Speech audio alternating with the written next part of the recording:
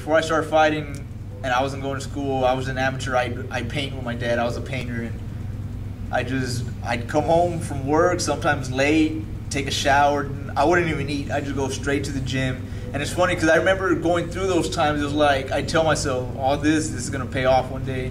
All these sacrifices, not eating, not being able to have fun like I can, it's gonna pay off. And I just feel it more and more with the more my fighting career is taking off. I feel I'm getting more well known. I feel I'm getting closer to getting into UFC, and I wouldn't change anything. I'd make all those sacrifices over.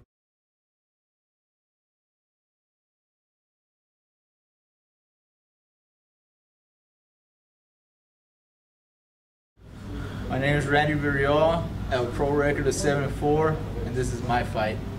I have my parents, I have my brother, and I have 3 older sisters, a lot of nieces and nephews, and it may sound cliche or corny, but we're just one big happy family. I mean, they're 100% supportive of what I do. They weren't at first, but it was more because they were scared of me getting hurt or stuff like that. But I started in jiu-jitsu about a little more than 5 years ago. I'd say that's definitely my base. Then over the years, I trained boxing, I trained Muay Thai, I trained wrestling.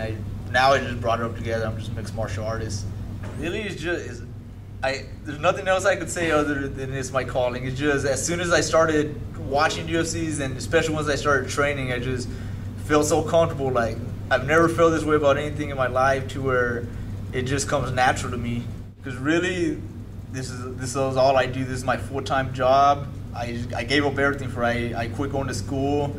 So I don't make it in fighting. Basically, I don't make it in life. I don't have as many friends as I used to, but I replace that with all my teammates. Those are my friends. Those are my family. Honestly, I'd have to say my dad, because ever since I can remember, he's always put us first. He's always worked his ass off. I mean, he's a painter. He's whatever weather it is, he's out there working, always providing for us to have a better life. And I remember it's been like that ever since we were little. I mean, we didn't grow up with a rich family or anything.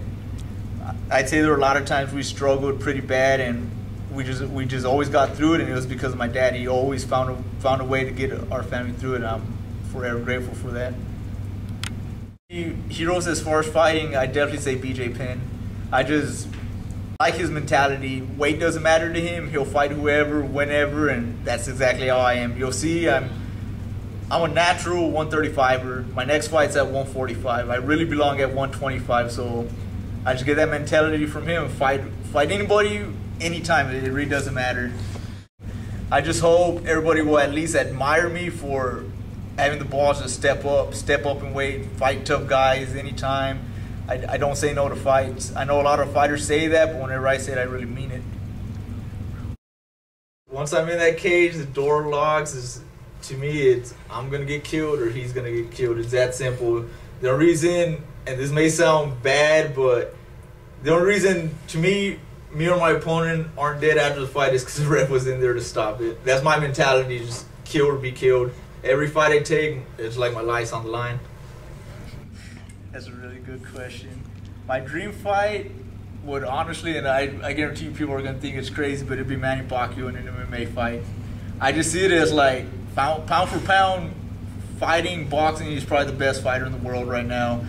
And it's like that quote they say, heroes get remembered, but legends never die. That's exactly what I want them to think of me. I want them to go back and think like, damn, this guy, he didn't care, he was ballsy, he didn't care what weight class it was, who it was, he went out there and fought and he put on a show, and I hope that's how I'm going to be remembered whenever this is all said and done.